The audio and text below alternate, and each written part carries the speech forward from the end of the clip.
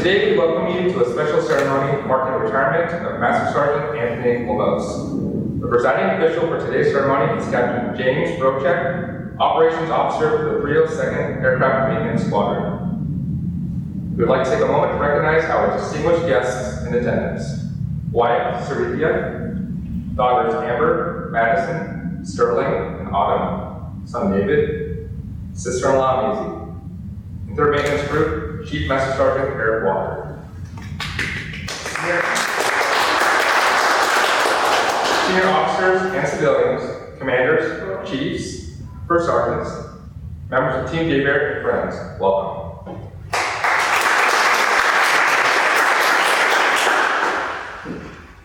Please stand for the arrival of the official party and remain standing for the singing of the national anthem by Mrs. Rolanda Watson.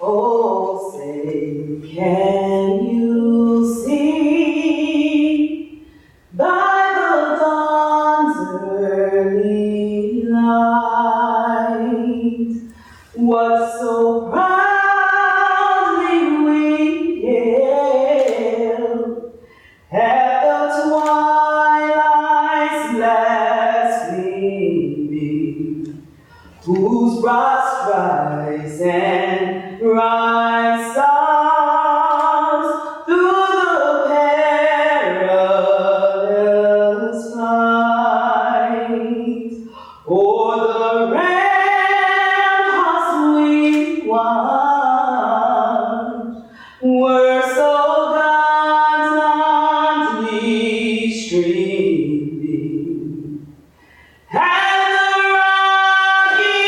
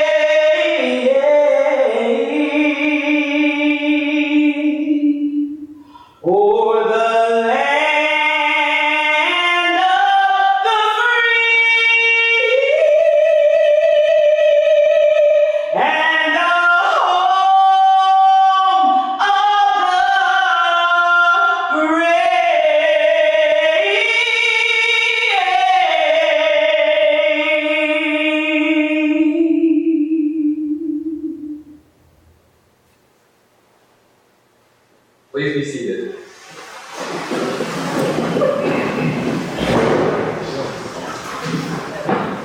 Ladies and gentlemen, Captain Brochek.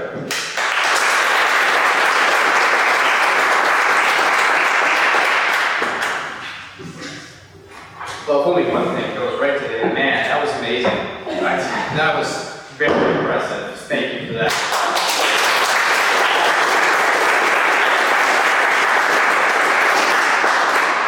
Welcome everybody. My name is Captain Jim Brochek, and I am the operations officer for 302nd, but I also worked with Anthony some years past at Dias, and now finally got Eric here too.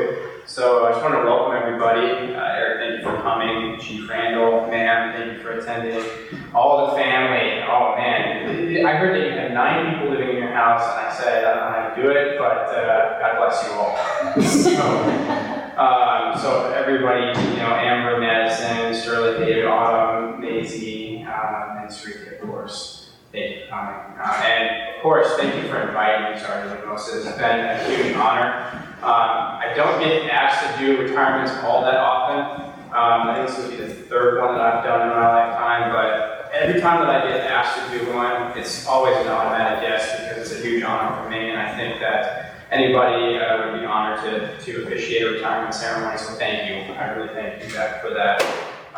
Just welcome everybody, I appreciate it. It's the first time I've actually been in Anchorage, and what beautiful place this is. I mean, it even rivals Colorado Springs where I live, so man, just great to be here, and it's a beautiful day. Couldn't ask for a better day to do a retirement, and so let's get you retired, right? I'm sure you're ready. So, a couple quick facts about Sergeant Lemos' service here. Actually, let me step one back. So I was listening to his podcast, which I'll get into it a little bit here, and if you notice there's a camera in the back there, and this is being live streamed right now, so hello everybody on Twitch over there. So anyway, back to our quick facts here. Some things that really impressed me about Sergeant Lemos. So, do you know exactly how many days and years and all that it has been since you joined the Air Force back in '95? I believe it's just shy of forever. Well, I'll tell you exactly how long it's been. It's been 24 years, 15 days, right? Or 8,781 days, or 288 months, 15 days, or here's the real, sounds really, really impressive, 12,644,640 seconds. It's a long time, right? So I told him, I said, hey, I was asking, so when was the actual date that you entered the Air Force? And he told me it was way back in '95, and I said, oh, what was I doing in 1995? I was 7 going on 8 years old, so yeah, I think I was probably still playing Ninja Turtles at the time. But honestly, so he asked me to do this, and he said that I made an impact on him, because the one thing that I wanted to hear from him, he says earlier today, it really, I thank you for saying it, because it's something that it took me probably an embarrassingly long time to figure out, and that is, as an officer, it's not about you, it is about people. And so he told me that, he said that I care about the people, and that's something that I really, really wanted to portray, every bit of service that I've had over the last 9 years that I've been in the Air Force. So I appreciate that you recognize that, and hopefully it's shining through, that's what I'm trying to do. And I honestly say that that's exactly the same thing for you as well. I can tell that you care about your people, which is really the number one thing I ask of my senior NCOs that I've had over the years. But let's get down to the thick of it, right? So the assignments that you've been on, I kind of noticed the pattern was like kind of a cyclic base I wouldn't want to be at, base I do want to be at, base I don't want to be at, base I do want to be at. So it's pretty much your whole career. So yeah, I started off at Shaw in 1995, and then from there went to Kadena. After Kadena, I went to Hickam. Sounds pretty nice. And then after Hickam, Barksdale. Oh, thanks. Kunsan, then Dias, Osan, and then Javier. So Eni got by trade, right? So I always call you guys the pointy heads. I'm sure a lot of people understand what I meant that, but I think that's a theme that goes throughout all of your career here. And I don't say that as a term that's a negative connotation. I take it to mean that you're a smart guy, and that's definitely true. And it even shines through it in the way that you've worked, which I'll get into here in a second. But here's some other fast facts, right?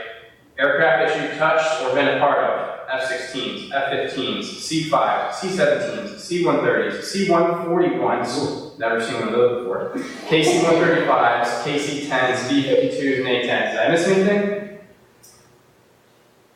Pretty much covered. I think I got it all, yeah. That's a lot of aircraft. That's pretty much our whole inventory there, so that's quite an accomplishment in and of itself, to be a part of that many different missions. So I think I might be bringing it back here. Let's talk about all your supervisors you had over the years.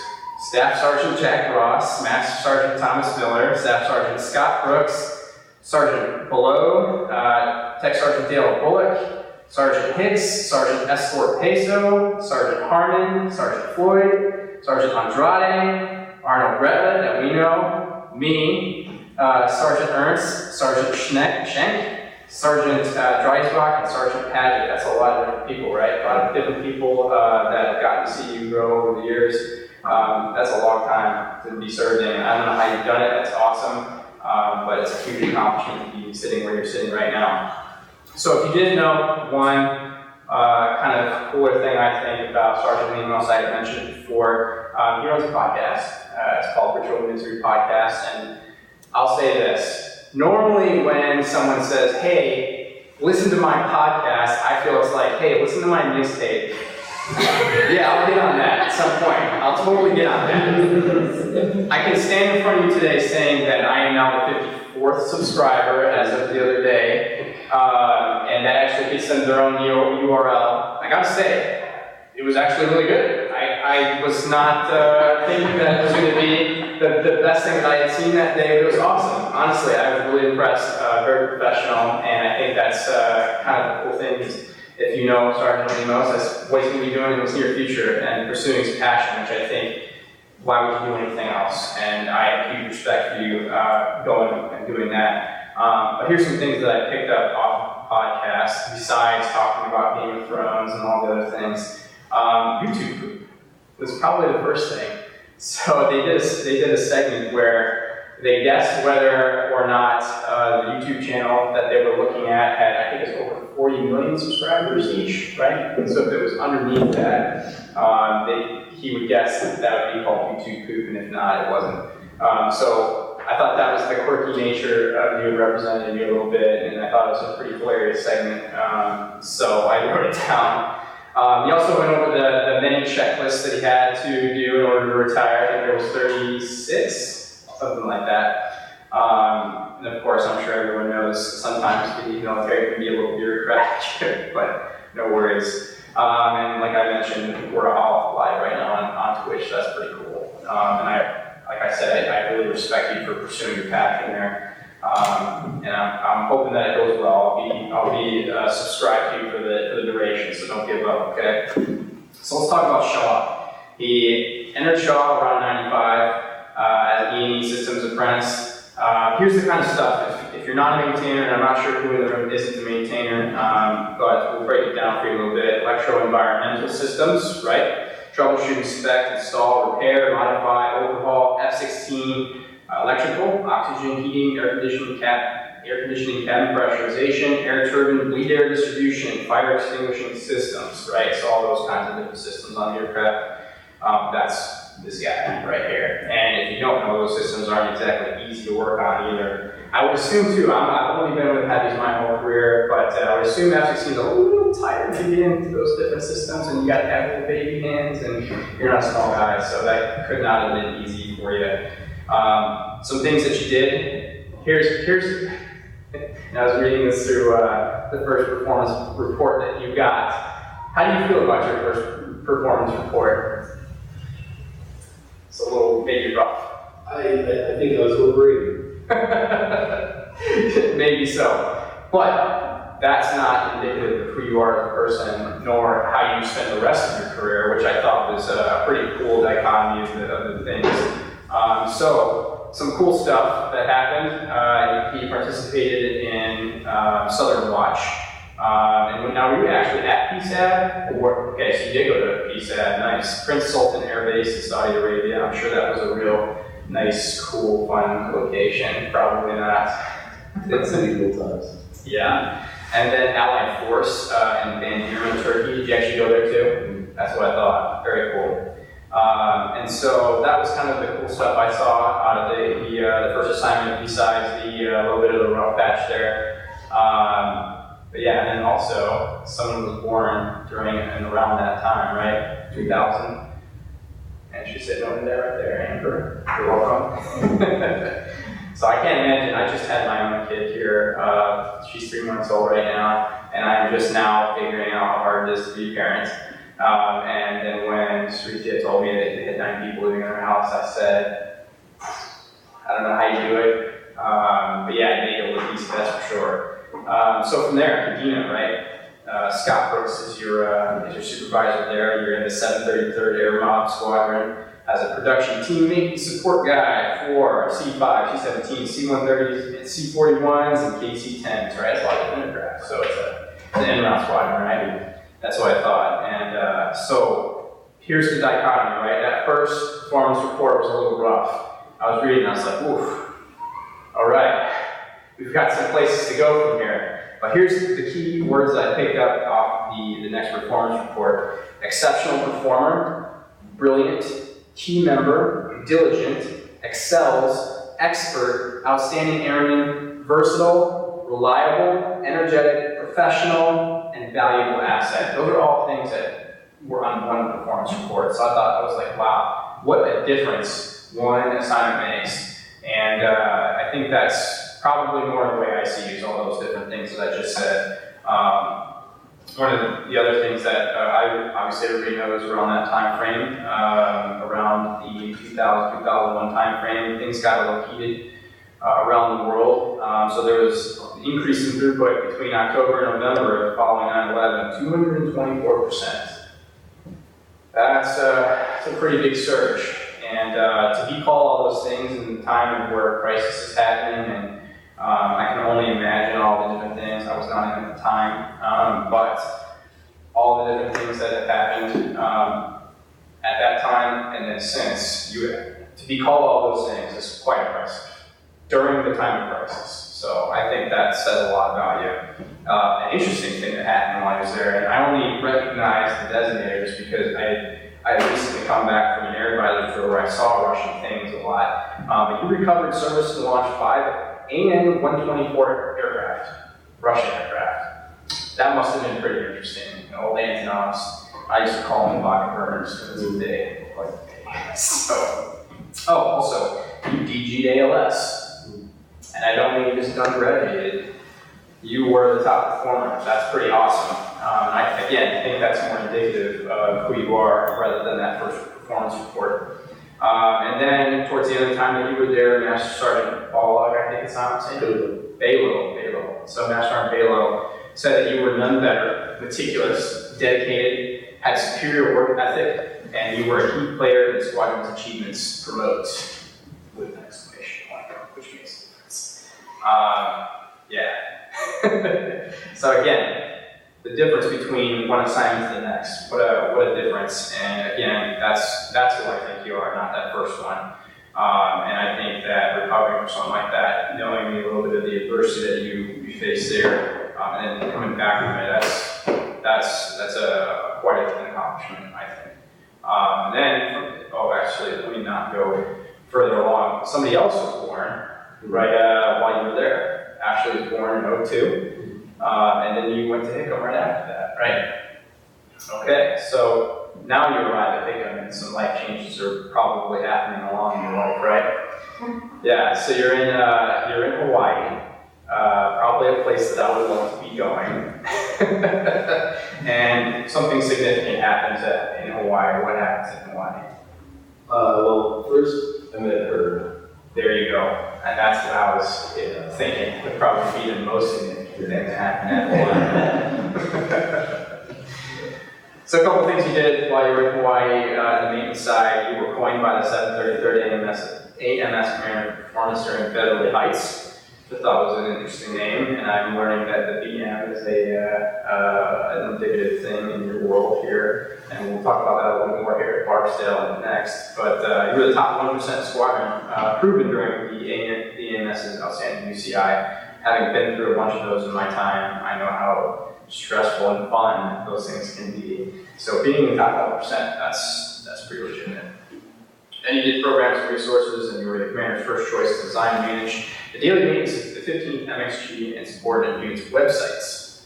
And you constructed 119 web pages. Now we're getting into that kind of more passionate project and more things that I think you might be a little more passionate about in your life, and that we now see manifesting themselves in a podcast.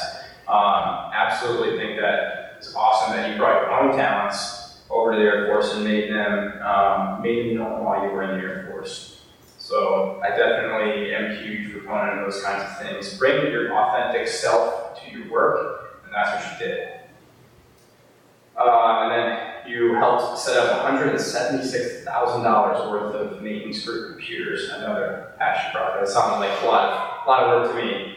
I know the government can inflate costs a little bit, but $176,000 is quite a lot of stuff. Then you validated the wireless network system for Flightline. That's another. Just getting back into that passion stuff that you've been doing. So you left Hickam, and I'm sure you weren't super thrilled to be leaving Hickam, were you? Not only did you leave Hickam, you went to Barksdale on stuff. Maybe you love Louisiana, maybe you love Shreveport, I don't know. I've been through Shreveport a few times. Not been my favorite place, but you had a very important mission while you were there. So here's the BM. Busy mud bug. Kept seeing that on your on your EPRs. I thought that was probably one of the funnier names I've seen for exercises. I wrote down, it's a goofy name, but a serious mission. Having just come from Fairchild, I'm assuming that that's probably more of the nuclear side of things, and boy did I not know how nuclear missions worked until I was part of it, and I can only imagine, I was on the refueling side, I can only imagine what it would be like on the B-52 side there at Barksdale, and yeah. After that, you did some UTM duties, and you oversaw the mobility and PRP quals for a NORI. Again, another nuclear assurance type stuff. That's that world that doesn't get thanked enough, I think. It's those kind of silent professionals that don't exactly get to do what their full operation capability is, but boy, are we sure glad that you guys are there doing it. So much appreciated for keeping us safe in that way. After Barksdale, went maybe someplace you enjoyed a little bit more. Korea, more specifically Kunsan, where your supervisor there is Master Sergeant Andrade, correct? All right. Here's what he had to say about you. He said you were an outstanding NCO. He said you flawlessly prepped and processed 752 people, 296.5 thousand cargo short tons for 5 TUIs. And having been an aircraft maintenance officer, a lot of our job is to plan and do logistics for things. And so when I read that word, I was like, that looks like something that an officer would do. And I thought that was pretty impressive. And so that's why I'm mentioning it now. And I'm definitely impressed with that work you did there. However, on the flip side, I noticed another bullet that I thought was a little bit curious. Dedicated AMXS lounge manager. How hard would that be? That was always what it is. So I just had this picture in my head, like, oh, you're the lounge manager. Oh, nice lounge manager. We couldn't put Hooch Daddy on the It probably should have. UPR. But I'm sure that raised the morale of the unit, and definitely something that needed to be done. I just thought it was funny dichotomy there. So after Queenstown, like I said, we're going through the sixth thing. You left a place that you probably loved, and maybe came to a place that you might not have loved so much. Good old Abilene, Texas, which I know probably a good amount about, seeing as how I was your supervisor while you were there for a little bit of the time. I don't know how you feel about Dias today, but I have a deep love for Dias and Abilene and all of Texas. And I think it was a worthwhile endeavor and experience. And hey, if it did not happen, I wouldn't have met you, and we wouldn't have worked together. So everything I think happens for a reason, and that was a good reason. But your first supervisor there was Sergeant Bretlett, and I happen to know AJ decently well. Know he's a good guy, and I know you were under good leadership while you were there with him. Looks like you went to the mock first, and in this one bullet that they wrote down is something that I remember being a part of as well. You were critical to the 2012 Excellent LCAP rating.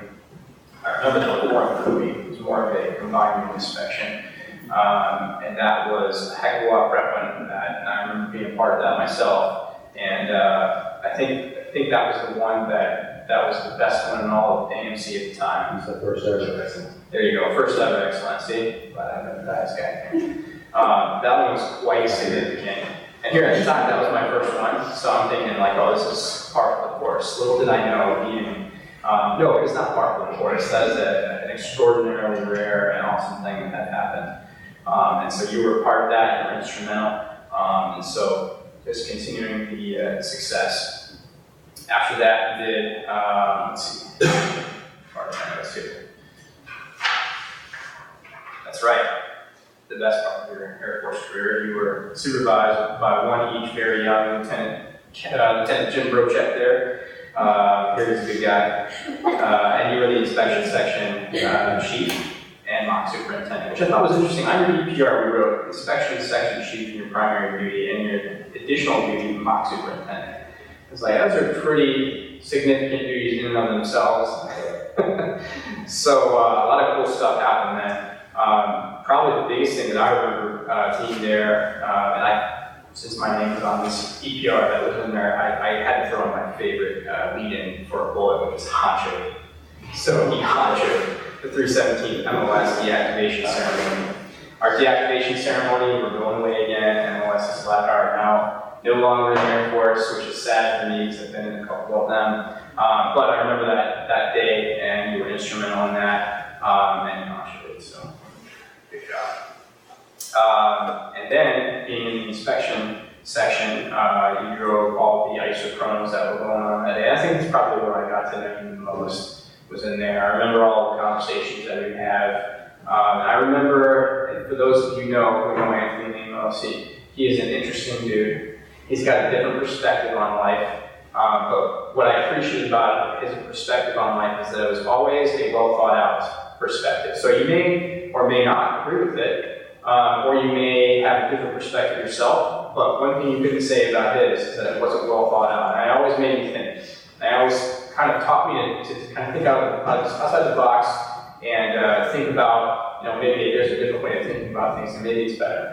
And so that's one thing, that's an impression that you left on me coming out of Dias, and I always took that with me. Another person born while you were at Dias, Autumn, was born in November of 2012. It's a good year. She's over there smiling. And then you got to go back to the place that you like, that I kept hearing about. And I remember in all of his email signature line, there was always a reference to Korea and UVAS. So right after you left Dias, got to go back to Korea, but this time no, it's not. So you were the sports section chief there, and the additional duty first sergeant, which I'm not sure which one is the more significant duty. I've seen quite a bit of additional first sergeants in my day, and that seems to be one of those additional jobs that's more of like a primary job. So I'm sure you can tell me some stories over the years later on what that was all about. But I'm sure that there was quite a bit that happened while you were there, especially being in a place like Korea. After that, you came over to J-Bear, and here we are. Not a bad place to cap off your career. Great place to be. You've been here, and then leading into retirement. Capping off your career, I think it's a great place to be. And so that's pretty much all of his Air Force 24 years. But what I wanted to say, just in general, what I know about him, like I said, I really appreciated his different perspective on things, and I really appreciated his calculated approach to how he pursued his work and the attention to detail that he had in doing so. And I took that with me for the rest of my career, and I'm taking that, as you know, if you don't know, I'm a reservist, I'm taking that into my civilian job as well. There's always another way to look at something, but whatever you're going to do, be calculated about it.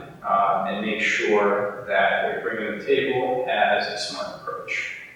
So that's Anthony Lemos to me. So that concludes my about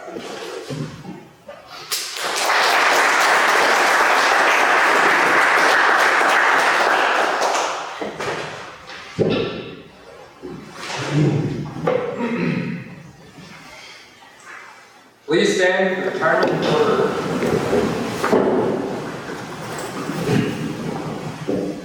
Publish the order. Master Sergeant Anthony Lemos, you are relieved from active duty, effective 31 August 2019. 3rd Maintenance Group, Joint Base Elmore Richardson, Alaska, and retired effective 1 September 2019, per Air Force Instruction 36-3203, in the grade of Master Sergeant, by order of the Secretary of the Air Force.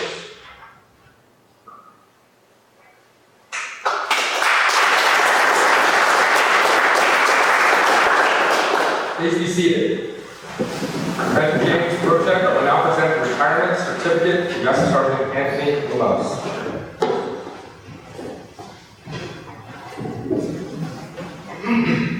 To all who shall see these presents reading, this is to certify that Master Sergeant Anthony R. Lemos, having served faithfully and honorably, was retired from the United States Air Force on the 1st day of September 2019. Signed, Matthew J. Powell, Colonel, 3rd Maintenance Group Commander, and David Golding, General, Chief of Staff.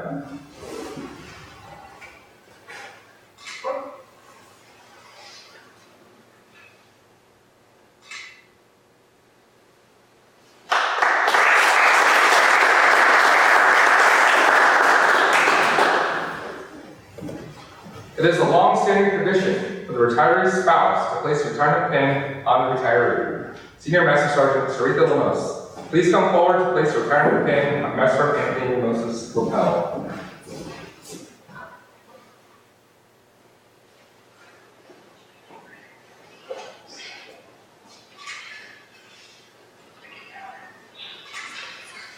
Sorry. You're supposed to put the pin in before you stab it.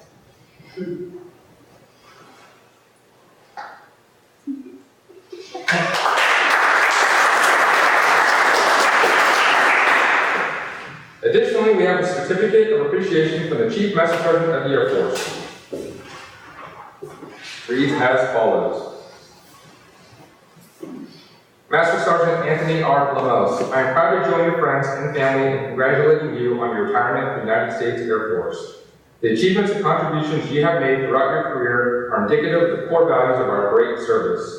Your retirement is well deserved, but your selfless contributions will be sorely missed. On behalf of all airmen, thank you for your faithful and devoted service to our nation.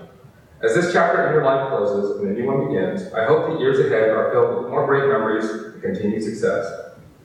Signed, Caleb O. Wright, Chief Master Sergeant of the Air Force.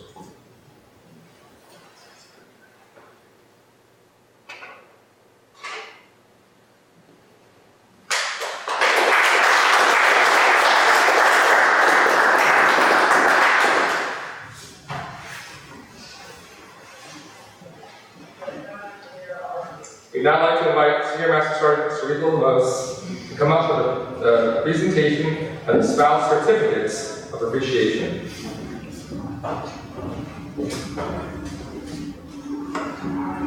You said that he was very easy. She's the one who went there, won't you?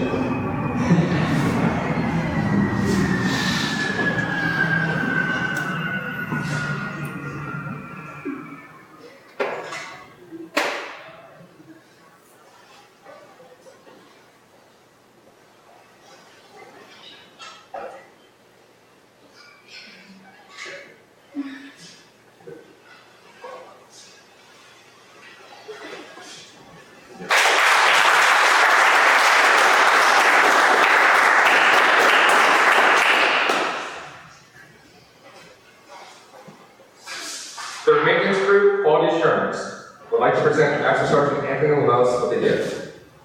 Couldn't let you escape without getting one of the QA flags first. Say thank you for everything you did for the maintenance group and everything you did for the QA shop. We really appreciate all the hard work you put in, even on the eve of retirement. So thank you.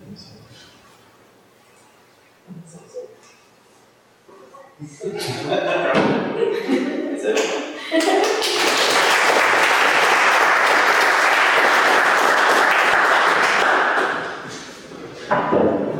Senior Master Sergeant Sariethia Lemos will now present Master Sergeant Anthony Lemos with the shadow box.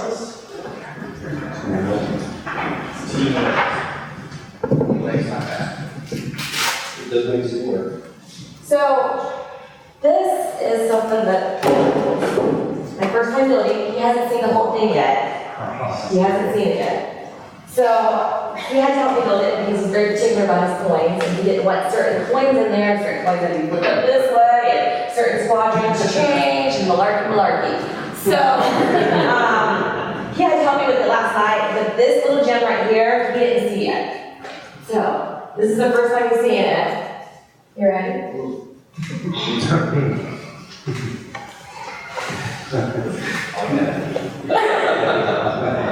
So, this is the one we got in Quinton, isn't it? Yes. This is the ID that Quinton let him have. This is the ID, for those of you that can't see it, this is the ID that Quinton let him keep, and every time he went through the gate, they always looked at him, so he would have to make that face for them every time he went through the gate. And, you know, being a personality, you have to keep ID. So, this is yours.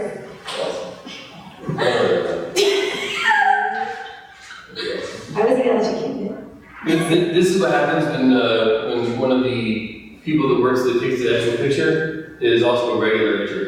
There you go. You can do a little poll. And they actually stayed like that forever. Even after I gave you an ID card, they kept that picture anyway. That's great. Oh, you gotta get your photo. Fantastic.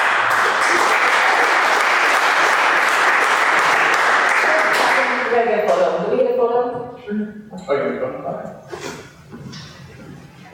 I can vision of it. You guys can have this.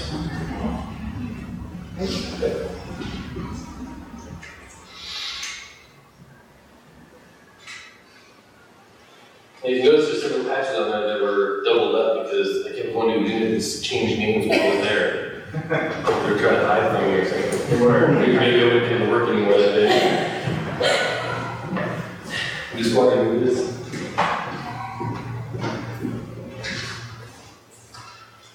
Ladies and gentlemen, it's my honor to introduce Master Sergeant Anthony Lemos, United States Air Force retired.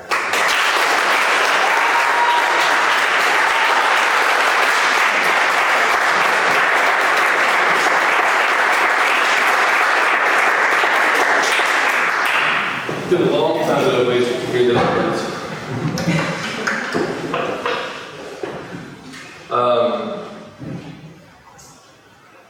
Ladies and gentlemen, scoundrels and blasphemers, bastards and orphans, welcome and thank you for coming. It's my retirement. You can do yours how you like. Captain, I'm sure that includes you somewhere in one of these categories. Maybe more than one. Maybe. Thank you very much for flying up here. It honors me a lot for you to take the time to fly up here, and the fact that you had to pay for your own ticket because, well, other plans didn't work out. It's really awesome. Eric, everyone that helped out with this, for such a small occasion, I mean, we've got like 20 people here, and a lot of people put a lot of work into it, and I really appreciate all of it. I think it's only fitting that I start, and I actually wrote word for word because I don't do speeches very good. I think it's only fitting that I start with the reason for us being here. The real reason I survived 24 years in the Air Force, and the greatest accomplishment of my life. But we need a little history first. 15 years ago today, not this month, not this week, 15 years ago today, I arrived at Hickam and met the most remarkable woman. Where did you guy? That's supposed to happen. Over the next few years, she was a constant friend, an awesome coworker, and the prettiest woman on the tropical island. Then I somehow conned her into marrying a shiny piece of coal. Since then, she's helped me understand the joys of fatherhood, giving me a lot of love. Is involved in it. And provided me the strength and will to stay in the service I felt disconnected from for years. Without her, my whole life, my relationship with my kids, and especially my career would be completely empty. She's changed everything I am, everything I'm involved in, for the better. There's no way I could ever show her how much I appreciate her. She's helped me helpless for all these years. Thank you, Sariethia. Yeah.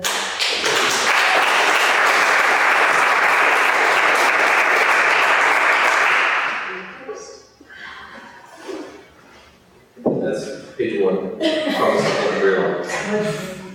Good grade.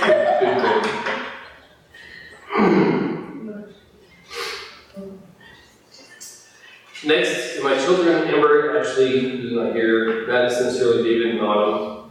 They've had to endure literal years with only one parent.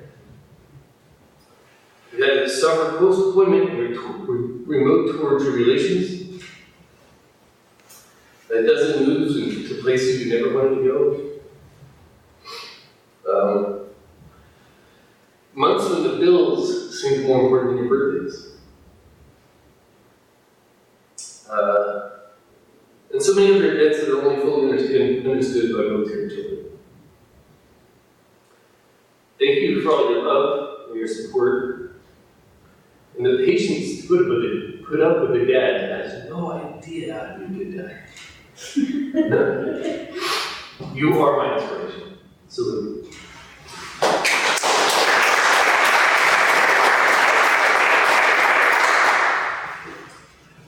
I'd like to mention some other people that inspired me through my life and career, who were true friends, brothers, and honest leaders that I'll never forget. what he mentioned happened. There's a reason he was on my very, very short list that we've discussed on people who invite to this. Can't forget Kent. We joined together, we served together, he retired first because he was a punk. But through it all, we grew together, and he'll always be my right-hand man until the world turns upside down. True brother from another mother. Salute.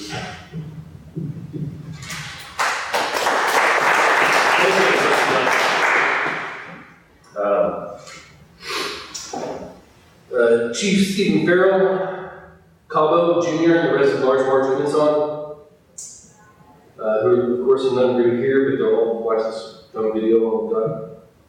And all the regulars at the Snake Pit, Colonel Allison, and all my Jew vets out there, thank you for your camaraderie and making Coon Song the best tour ever. Salute.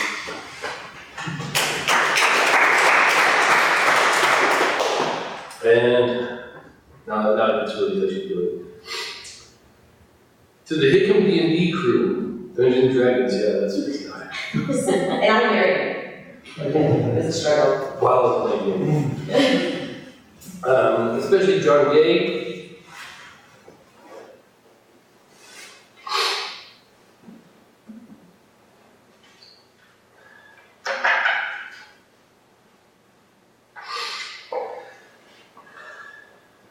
Especially John Gay, who reminded me that life was too short not to enjoy. Death does not discriminate, it just takes and takes. Here's to you, Jim.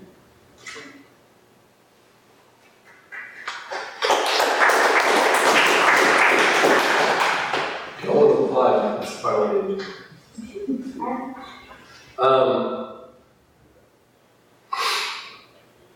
Finally, all those who've lost, the ones who left and never came home. To all families and friends forever changed by their absence, we honor you and we will not forget. Salute.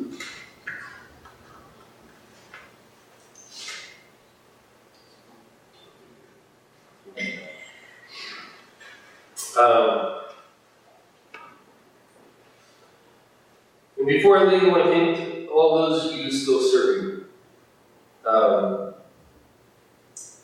This is usually the part where the retiree is supposed to toss out some inspiring wisdom, or for those still serving, but it's my retirement and all whatever. So, I'm going to ask that you ask yourself, what's the state of our nation? Remember your oath that it starts with support and defend the Constitution against all enemies, foreign and domestic, and bear true faith and allegiance to the same. And there's a reason that the Constitution comes before the President and the officers appointed over you. As long as you hold true to that ideal, our nation can survive any storm. History has its eyes on you. Thank you all for coming today.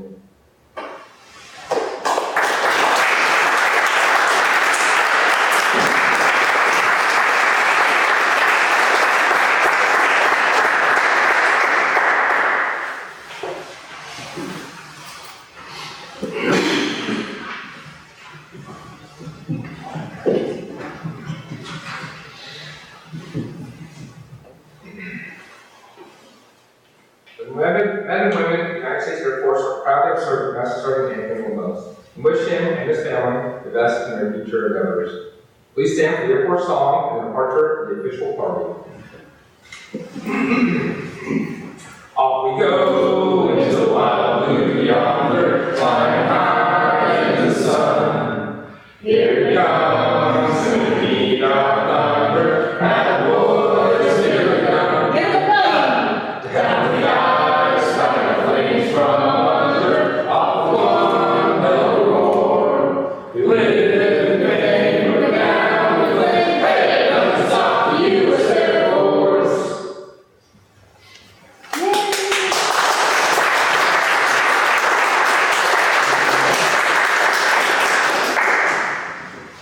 This concludes today's ceremony. Master Sergeant Lemos and his family invite you to join them for a present. That was it.